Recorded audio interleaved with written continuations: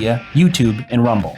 You can also find the podcast at Anchor, Spotify, Apple Podcasts, and Google Play. Or you can go to loadedmic.com. Remember to like, share, subscribe, and leave a review. Rules for thee, not for me. That is playing out before our eyes from the left. Just take a peek at how they are handling Cuomo's sexual misconduct allegations that have evidence versus how Kavanaugh's baseless allegations of sexual misconduct are playing out. This is going to be yesterday's news. Nothing's going to happen. The Democrats are calling for his resignation. We all know that that is just political theater. They don't actually want him to resign. They're actually probably calling him up and saying, look, bud, I got to do this. It's optics. Let's just do this. You're going to be fine. Don't resign. Let me just put this through. No hard feelings. You know that's happening. You know that's happening. And you know what? Facebook has been linked to smearing a smear campaign against some of Cuomo's allegers. Go figure. I am a raging patriot.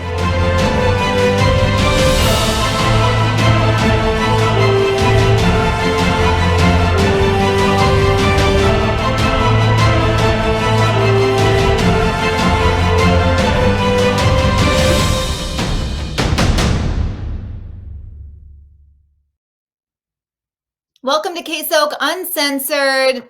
Got my Texan friend on again, if you can't notice here. I was like, hey, Ryan, do I look like a douchebag? And he said a little bit. And I said, perfect. That's what I'm going for. Just rolling with it. Oh, excited to bring Ryan on. He has been on with us before, and we are going to dive in. Hey, Hellspells, we're going to dive in and talk about what is happening at the border. I'm sure everyone is sick and tired of what's happening, but it's important to discuss and hear from somebody that actually is in the area and someone that's experienced it firsthand. I love that we have comments live again today. Good day, all. Love it. I love interacting with you guys. It means so much to me, so keep them coming. And I will do my best to work them into the conversation. Like we've done in the past, Ryan, my guest for today, he will be able to answer questions that you have along with myself. So feel free to pop them up. We have our producer, Juan, who can pop them up so we can answer your questions. So please don't hold back. Okay, well, I have a few very special pictures that I want to show you guys, and they are Ryan's family members. Now let's go ahead. I'm going to bring Ryan in early so we can talk about these images. Hey, bud, how's it going? Hi, how are you? I'm doing well, thanks. Yourself? You know, I'm so bummed that you took your seatbelt off because you had your seatbelt on a minute ago, and I was going to make fun of you for having it on while you were parked. So, you know what? Thanks for taking away the comedic humor. I got it. There you go. Now I will talk mad trash. Oh, goodness. So happy you're on again. I adore you. And I saw you had your toothpick earlier. You do not disappoint. Hey, there she is. There's your baby. Oh, man. All right, Ryan. We're going to pop a few images up on the screen, and I would love for you to talk to us about them. Let's go with the first one, Juan.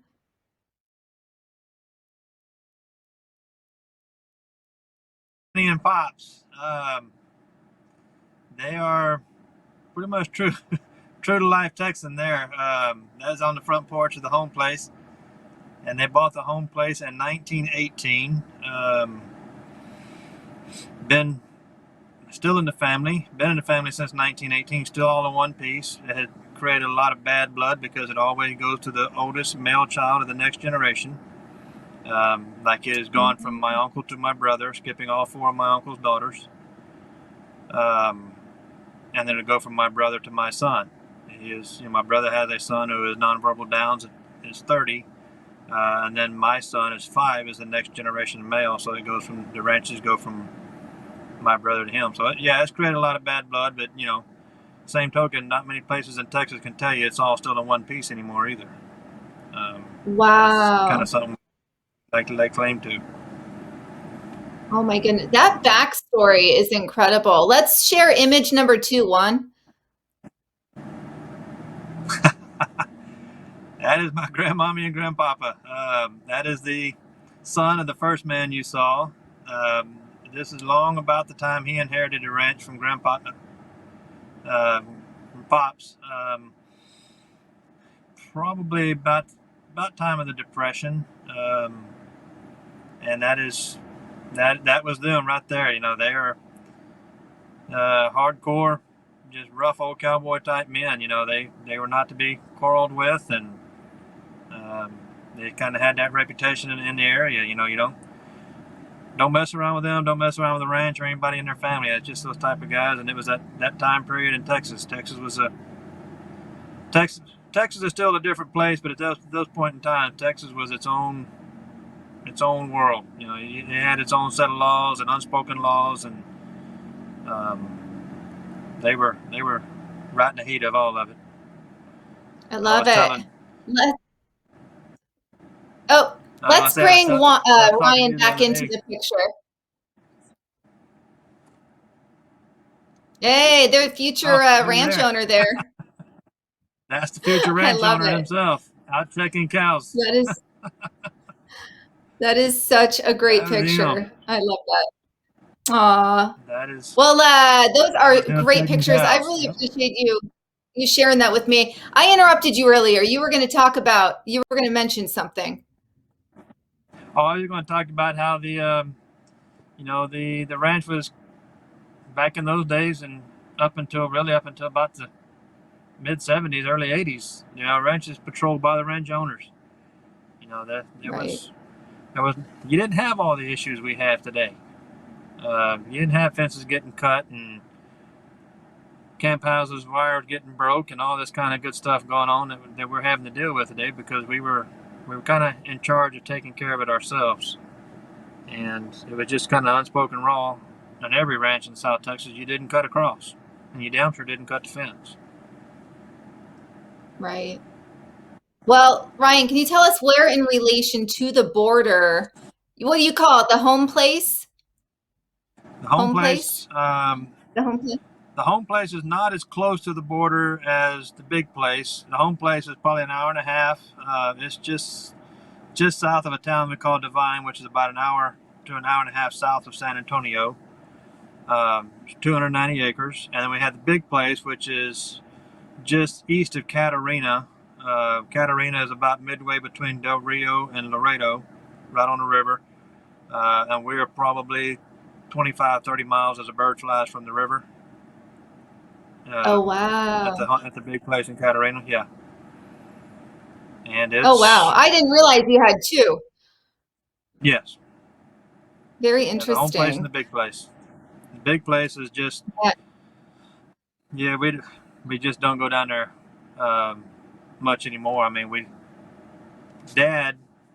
my dad lives at the home place, and he'd go to the big place 3-4 times a week by himself. You know, he's getting close to 80, and we just don't let him go down there by himself at all anymore. It's just because it's dangerous, safe. Right? Right. What types of reasons are you uncomfortable? Sorry, Ryan. What types of reasons are you uncomfortable? It's dangerous. I mean, any given time, we're packing heat when we go down there, and I'm not talking about just a little pea shooter type pistol. We're carrying ARs, and I've got an AK strapped to my saddle pack on my saddle, and you have to be armed to the teeth whenever we go down there, just because it's just not safe. You know, I had a buddy of mine a couple of ranches over, about 6-7 months ago, I guess it was now.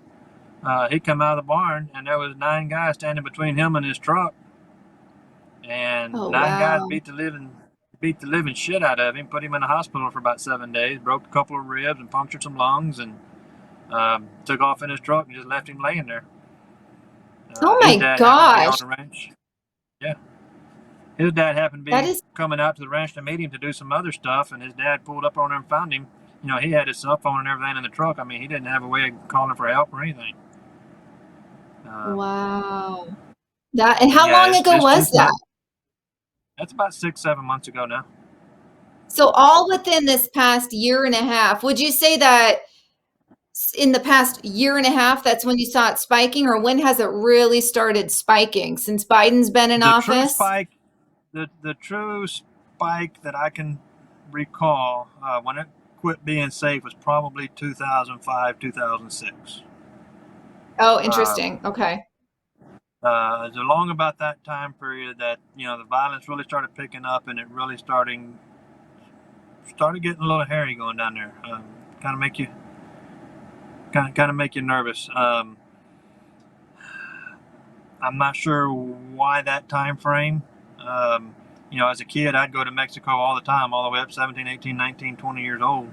We wanted to drink, we went to Mexico. Yeah.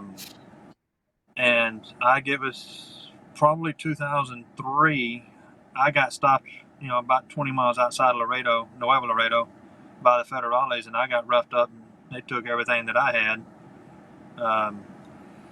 And long about that point in time, when things started getting kind of rough and crazy over there, and then long about 2005, 2006 is whenever you really started seeing the damage is being created by the border crossers. Wow. And then, yeah, that's insane. We had a lull in it. Probably the busiest year was probably 2011 or 2012. I would say that's the busiest year. Up until last year, that was the most expensive year. We were spending $1,400 a month on repairs at the big place, just fixing fences and water wells, anything they could trash out, they would trash out. And then those prices got down. Ryan, Dan has a question. Do the sheriffs have any power?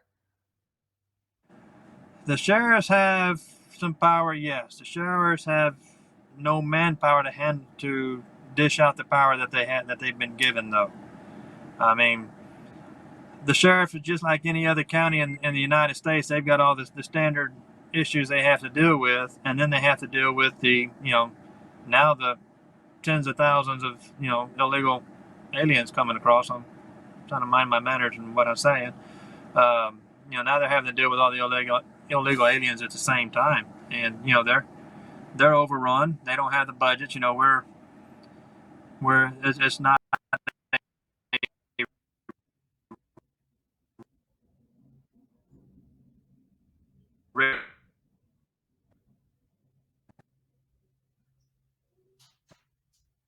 Did we lose you?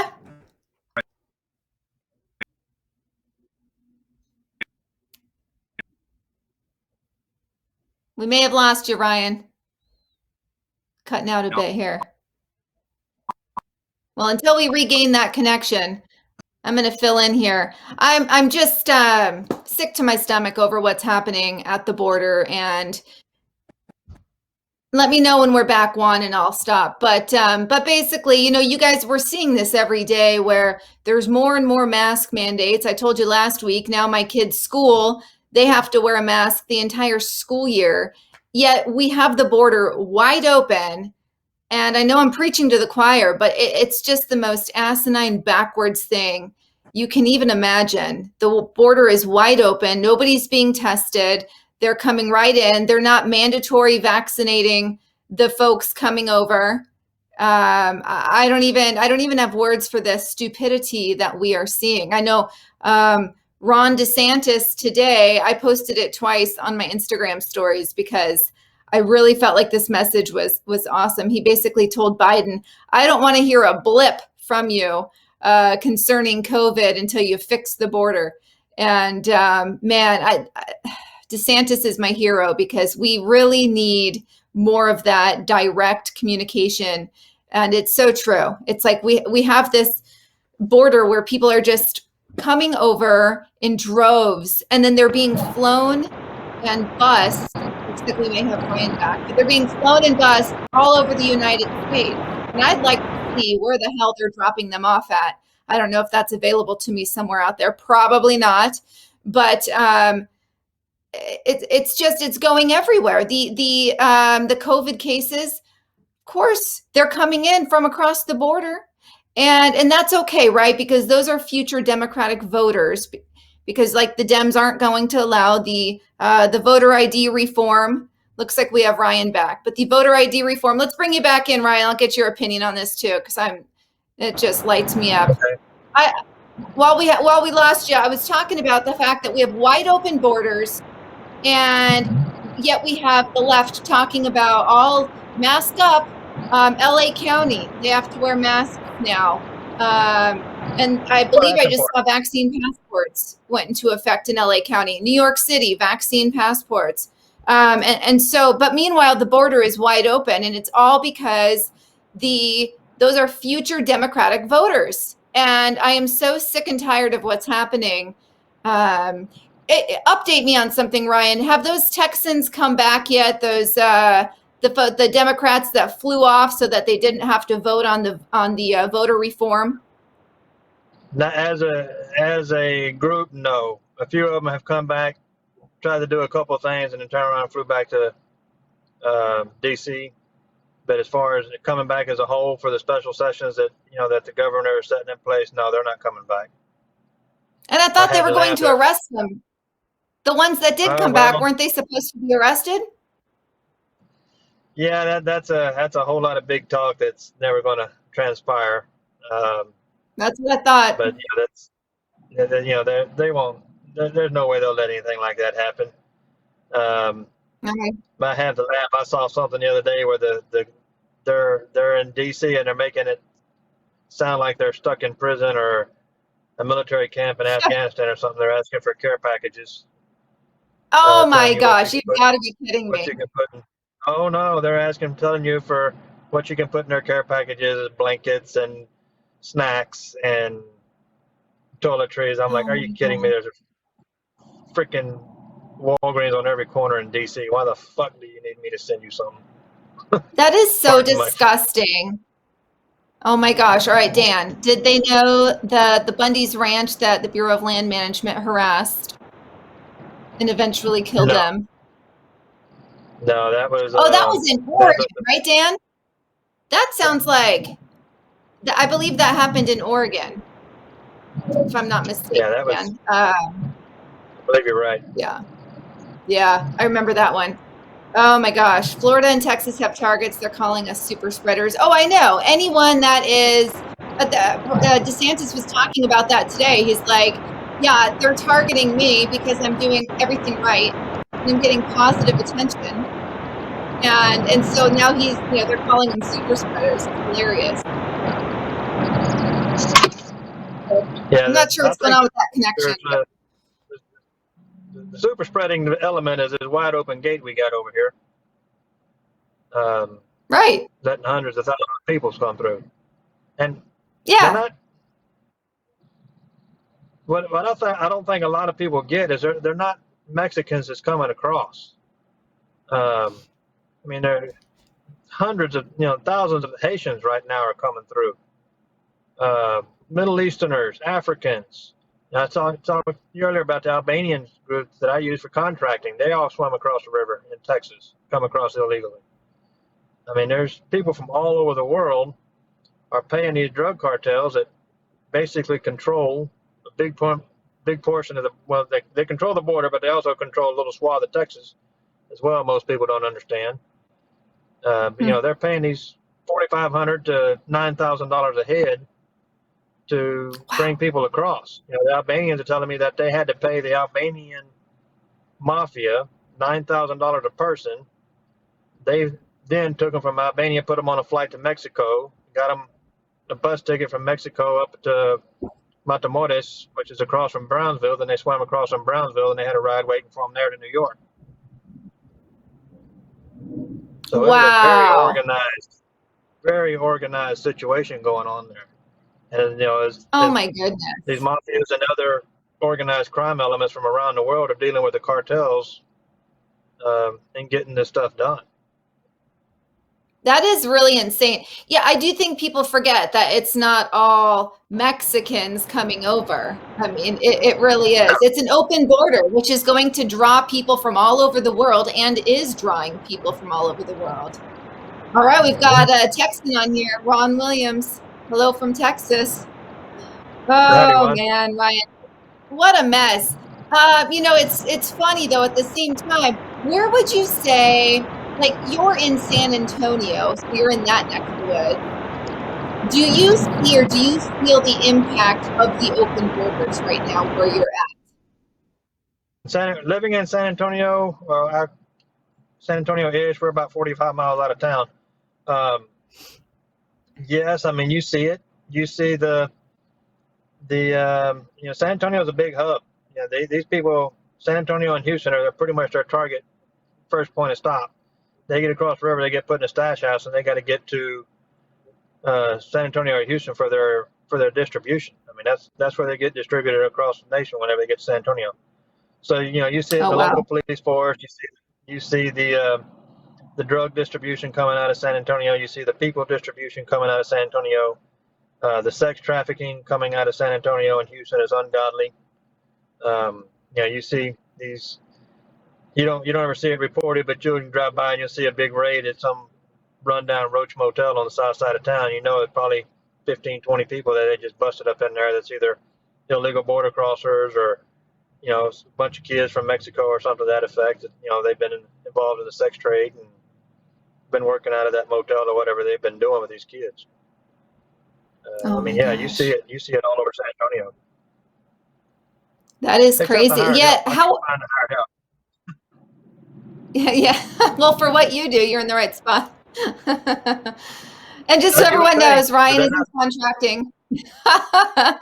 Let's clear that up. Oh, goodness. Go ahead. Yeah, you think I'd find some contractors here, but I can't.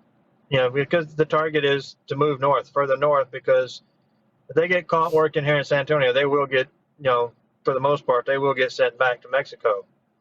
But if they get caught in Dallas-Fort Worth or in St. Louis or Chicago or Seattle or, heaven on earth, Portland, they're not going to get sent back. They're going to get a ticket and, go back to work tomorrow.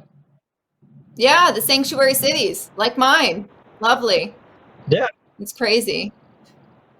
Oh my gosh. Well, speaking of, I have to do a little plug on what's happening here. It's just crazy. Somebody went and polled, how you can pull like live cams and then you can pull the date range that you want to look at. So basically here in Portland, this site that I follow, it's Portland Looks Like Shit, and it's on Instagram. And yes, that's a literal Instagram handle. But basically they went and pulled these satellite images from 2 years ago, and they compared it to today. And it's like just all these streets that were just like normal looking, nice streets. And then now it's just tents and fires, and it's insane. So, and we're a sanctuary city. So it just shows you lawlessness is incredibly evident. And it's really happening in the great state of Texas, because when I think of Texas, I think you guys are like your own country. And I love that about Texans. And it's funny. I was just talking to my husband. I'm like, man, we got to move. And I was talking about Texas. I'm like, you know what? It might not be the most beautiful state, but it has the attitude and great people. And I know you'll probably argue me on the beautiful part, but anyways, but no, in comparison to what I have here, mountains and ocean and everything you can imagine, but we have the crappy politics. So, but Texas, to me, I just love the people, such as yourself. I mean, it's what I think of when I think of Americana. So, man, I just feel so bad that you guys are being inundated with all the lawlessness and just these open borders where Biden is literally paying people millions, maybe even billions, I don't know, of dollars to not build the wall. I mean, it's just, they're paying them not to build the wall. I mean, that is the biggest waste of taxpayer money out there. It's just crazy to me. What is the feel on the street, Ryan, from people that you connect with regularly?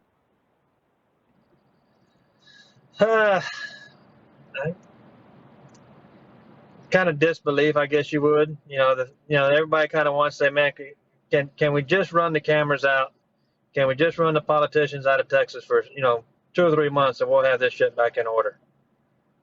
Yeah. Give us a couple of days on the ranch with no cameras and no media running around, and be amazed at what we can do. But then Seriously, again, that kind of goes back to what I was saying earlier about the way things Texas used to run. It used to be a different type of lawlessness, if you will. Yeah, absolutely. Well, you know what? I'll tell you what. I interact with police officers regularly, and basically, police officers are like, you know what? We're at that place in the United States where you need to learn to protect yourself because they're being defunded, and their neck is on the line for every move they make. And so you better bet your bottom dollar they are not going to just be on every corner like they used to be. We have No, to protect our land, our homes, our families. We can't depend on police anymore, and it's to no fault of their own, but they're just being smart. So I think we need to learn something from Texas because we're in a place where we're on our own as a country, especially in blue states, but we're on our own. And it's that time that we have to reflect on what worked in the past. So that's my biggest fear. I honestly don't know where the hell it's all going. I really don't. yeah, We're contemplating now selling the big place because we can't do anything with it. yeah. We've got. I bet you there's probably 35, 40 calves out there that should have been pulled back in May, but we're not. I'm not going out there and working cows. I mean, Yeah, I don't blame you. Wade, it just Wade has a quick question. Is Texas building the wall again? Because wasn't there talk at one point where there. Texas was going to do it on its own? Well, there again, there's our big talking governor. Yes, he likes to say things like that in front of the camera. Yes, there's some action going on. There are lawsuits being filed to prevent that action. I guess lawsuits are coming out of Washington. Uh, Of some of course the they are. liberal, quote unquote, well, some of the liberal judges we have along the border region are, putting Yeah. stays in place so you can't touch them. But then there are also private groups out there just saying, "The hell with you, we're doing it anyway." So there are some private Yeah, funding groups that's out there that are maintaining good. construction. Well, good. That's good. And I know we just have a few minutes left, but I want to ask you, you talk about Governor Abbott. Let's talk about, is it Kent that's going to be running in 22 against Abbott? There's a Kent. I think there's 7 or 8 of us going to try to primary him out. Yeah. We like to call. I like to call him Governor Grab It. He's going to grab the microphone and try to make a big impression every chance he gets. But as soon as the microphone is turned off, he's going right back to lockstep with the Rhino Republicans. Oh, well, what are your thoughts on Alan West? I don't know enough about him to make an opinion. Yeah, he was a good leader in the military. I don't know what he would do as a governor. Is he another one that's going to talk a big game in front of cameras and then jump back in lockstep with the rhinos? I don't know. Yeah, that's the tough thing. I'm in that rabbit hole right now. There are no Democrats and Republicans. There's haves and have-nots. Like I said in that a movie I watched the other day, that they're all in lockstep with one another. They sure as hell are. I know. It's hard to sniff them out. Not even Trump can sniff them out. Oh my gosh. We have Mayor Wade on here, and everyone's saying he needs to run for for vice president in 24. Mayor Wade of Idaho, 24. Oh, thanks, Pyro. That's hysterical. Oh, goodness. Well, yeah, you've got a lot going on there. Texas had big balls at one time. They sure did. And hey, don't say did. Some of us still do. Well, I know. I believe you. But no, I know. That's why everyone loves Texas. Oh gosh. And I will be seeing you. I'll take the chance here to plug this.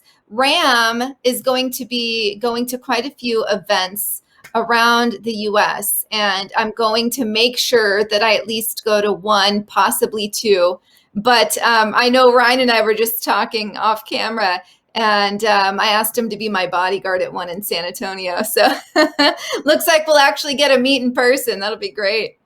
A good old time. That'll be good. And I don't know, what's your shot choice? I'm a whiskey or tequila. I don't know. They're kind of even for me. Oh, I'm a whiskey drinker. Whiskey. Okay, perfect. Well, I'd be in good company then. Oh gosh. It says Drew said Texas was dragging their balls in the snow. Oh my gosh. I do have that picture of you in the Oh, snow. dude, That don't was talk to me funny. I about that forgot snow. to do That sucked. that. Oh, you loved it. I saw you out there building a snowman with the Oh, cowboy no. hat. That sucked. I know Texans didn't know what to do with themselves with that snow. Oh, Oh goodness. you Nordic people are nuts. I don't know what the hell y'all are thinking. All right, Ryan. Always a good time. Oh, wait, we have something here. Let me work some of these in. National Guard needs to be put on the border. It's not time to. Sorry, for some reason it looks cut out on that word on the border. There's any. I am so sorry. That is totally. It's like fading out. I can't read the whole thing. I don't know if you're able to see that, Ryan. But National Guard needs to be put on the border is the gist of it. I mean, I completely agree. Thank you. Oh, that's the other thing. Did you see that there? I think it just came out today or yesterday. The military is going to be mandatory vaccines for all military personnel. I mean, wow, that's like to me that is so incredibly bold. And man, I wish I had. Wish I could bring Juan in here for a minute, but I mean, it's just crazy to me from a military point of view. You're in a contract and now you're in this contract and you're being told where you're basically like owned by the United States government.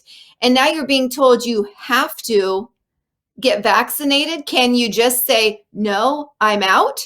I mean, like, I don't know. To me, it's so crazy. Like, all right, we're going to see if we can get Juan in here to answer that.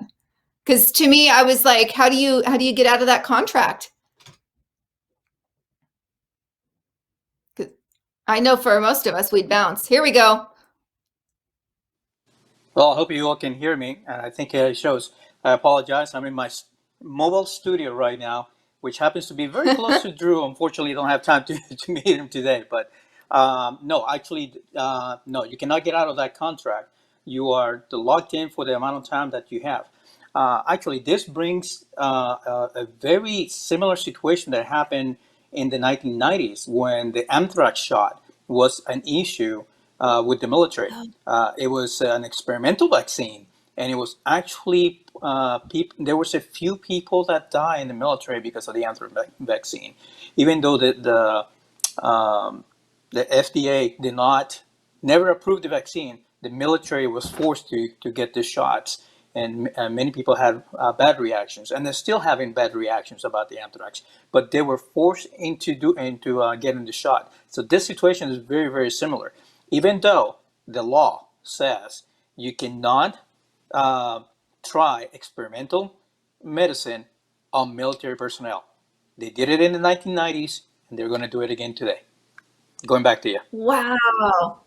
That is absolutely nuts. Ryan, did I see you point at yourself? Like you were someone that was forced to take the anthrax vaccine? Oh, we've got him muted. There we go. We've got you now, Ryan. No, I was just saying when I was in, I got 10 ton of shots. I didn't know what the hell they were. Who knows? I mean, to the troops, I think to the troops, a lot of them it's just going to look at it just another shot I got to take, because at that point, Yeah. especially I served in the early 90s from 91 to 95, and I have no idea what they were putting in me.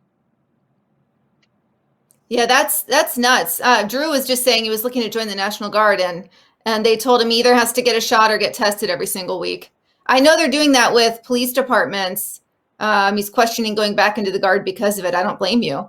I know they're doing that to police departments across the country. Is you either have to be vaccinated or you have to get tested every single week. I know I talked about that last week, but that is freaking expensive to purchase all those tests.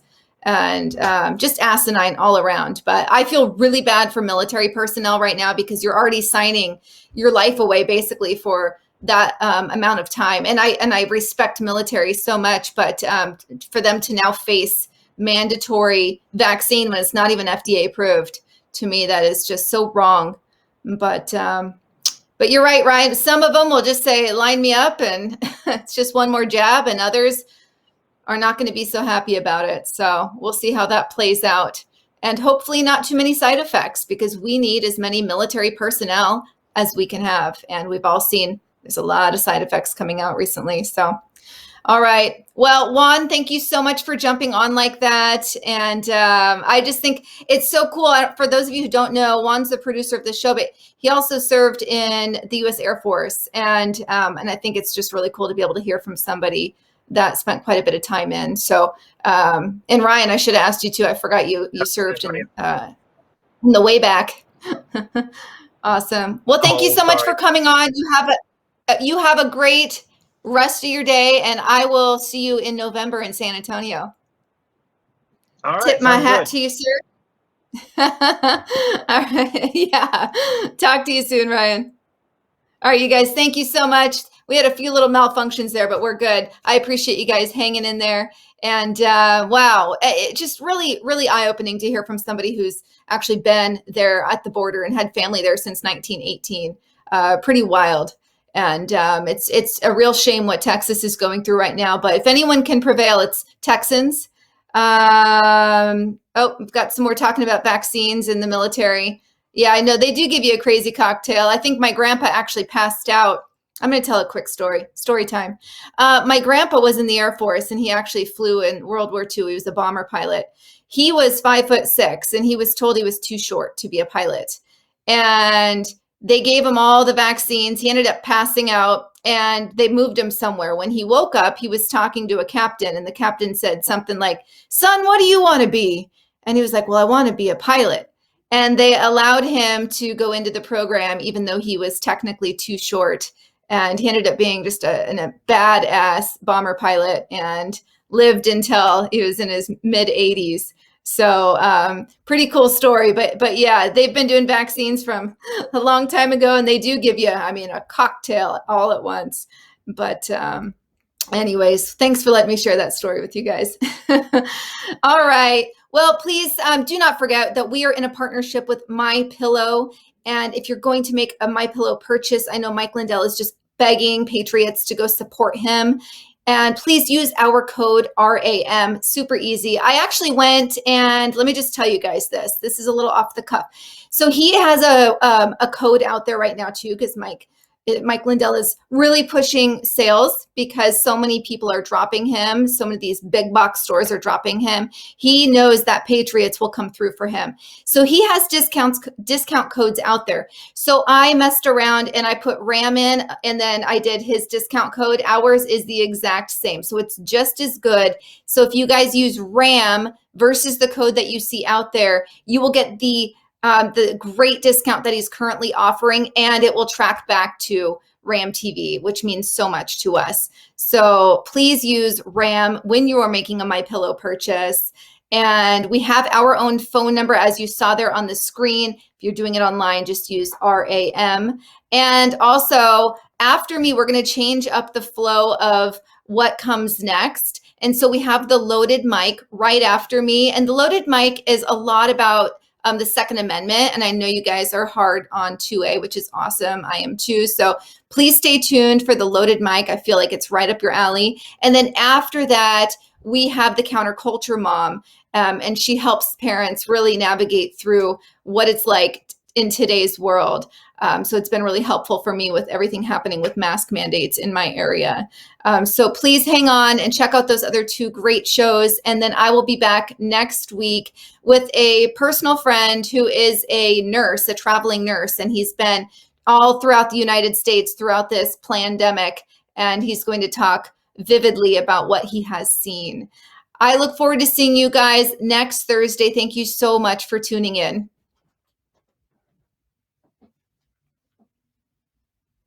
Yeehaw! All right, thanks.